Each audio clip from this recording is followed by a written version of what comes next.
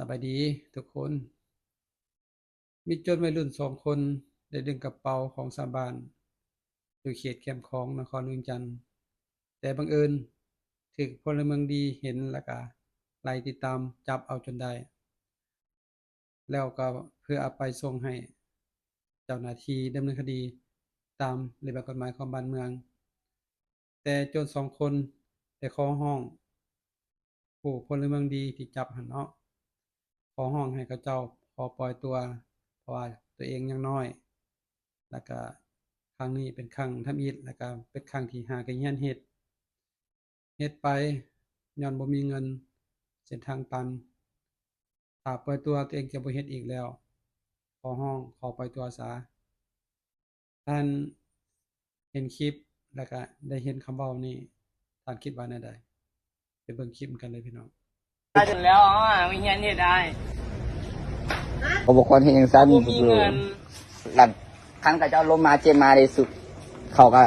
เด็ดเข้าหมอคือศูนย์ตัวถ้าบ่มีคนเห็นได้สั่นก็ได้ไปเลยก่อน ดึงกระเป๋าเขาเจ้าเอาว่าสิส่งแล้วจะโดนแล้วมีเงินเฮ็ดได้ฮะไม่ยอมลาย ถึงกระเป๋าจะแสกนะให้เอาขอซะ ไว้ขี่ไปอ้อมแคมป์ของห้อมหนึงบ่แล้วบ่เห็นแล้วเขาขี่ไปบ่เห็นดิแล้วปรีขี่มาห้อมหนึงให้เอา ขี่ ข ไป อ คน ซะ แล้วผมขี่โค้งกลับไปแล้วเห็น โอ้วายุนะ มีโอกาสจริงให้เอาขอซะ กูเห็นเอื้อนั้นอยู่ ก็ยังรออยู่รถไผนี่ ก็ได้ขอซะเชื่อเดียวเทื่อเดียวบ่ได้เทื่อเดียวนํเฮาอยู่เทื่อเดียวนํคนอื่นได้บ่ล่ะไม่ยอมก็ได้เป็นหกมาคนบอก บ่ให้พ้องบ่พูดถึงพ้องเล ไม่ ย ตีก็ได้เอาชิลาไปไอ้สิตีเฮ็ดหยัง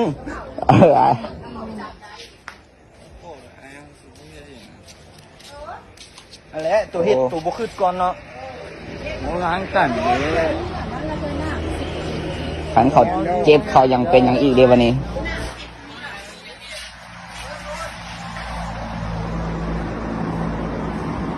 เอาของรถไปให้เอาไปบอกชิเจ้าบ่ได้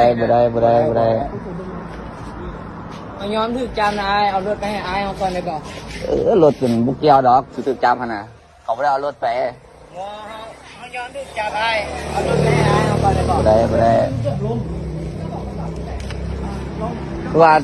นำส่งแล้วว่ะเอาส่งแล้วเอานี่ในเราคืนแล้วโอ้โหเขาขอละเดี๋ยวเอานี่ในเราคืนนำทางแล้วมันนำคนอื่นได้บ่นี่เอาปล่อยสิเทื่อนี้สิลาไปเจอคนอื่นอีกเอาขอละขอโทษก็ได้คิดเขายังส่งคืนเราเขาคิดทันแล้วส่งคืนได้เขาหายมาเงียนเฮ็ดโอ้ไม่สอนเงียนเฮ็ดอะไรแยกอื่นก็มีนะสู่โอ้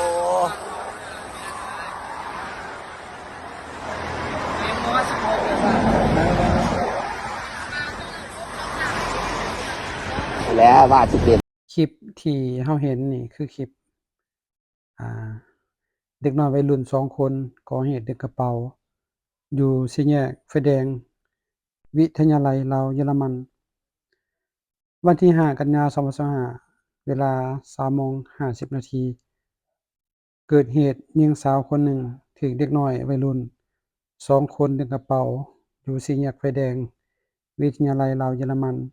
ศรีสัตนานครเวียงจันทน์ภายหลังที่ก่อเหตุแล้วเด็กน้อยวัยรุ่นทั้ง2คนได้ขับรถ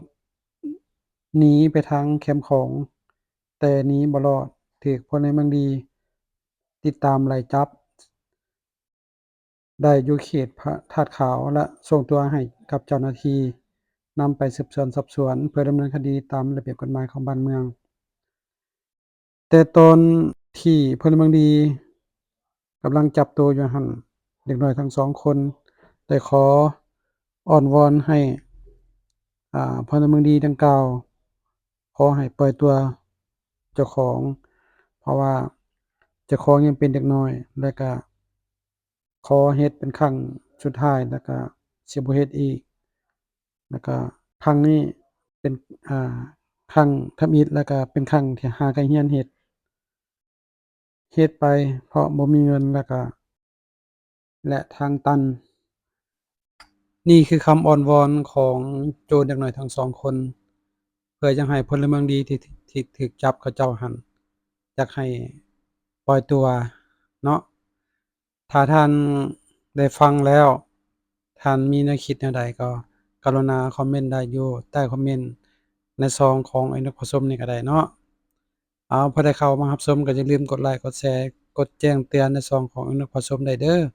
เพื่อจะมีเนื้อหาใหม่ๆให้พี่น้องได้รับชมเติมอีกเนาะ